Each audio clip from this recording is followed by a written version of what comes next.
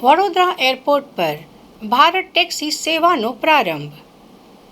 ચાલકો અને મુસાફરો બંને માટે લાભદાયી પહેલ.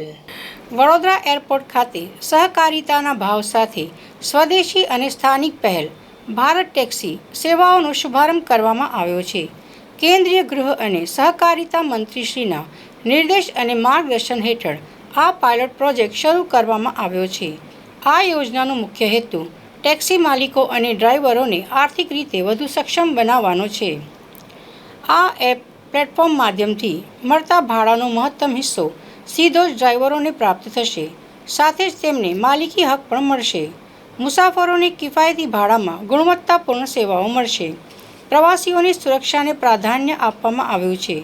મુસાફરો માટે 5 લાખ સુધીનો વીમો પણ ઉપલબ્ધ કરાવવામાં આવશે. આપણી પોતાની ભારતીય સ્વદેશી એપ છે, જેને દેશભરમાં તબક્કાવાર રીતે વ્યાપક બનાવવામાં આવશે.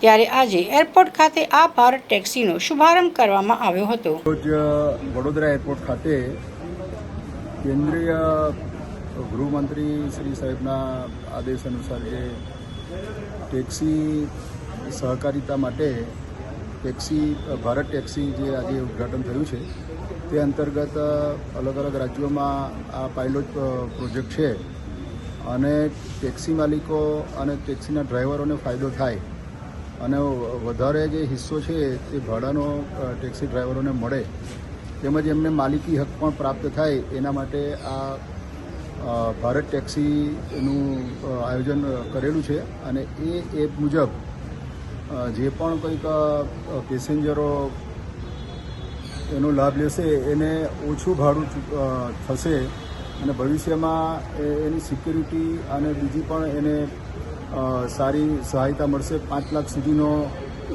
પેસેન્જરને પણ વીમો મળશે અને 3 વર્ષમાં આ પાયલોટ પ્રોજેક્ટ ભારતભરમાં એક આપણા સ્ટાર્ટઅપ ઇન્ડિયા કે દેશી તરીકે આપણી જે એપ છે, આપણી પોતાના ભારત દેશની એપ છે, એનો વધુમાં વધુ નાગરિકો ઉપયોગ કરે અને સેફ્ટી સુરક્ષા સાથે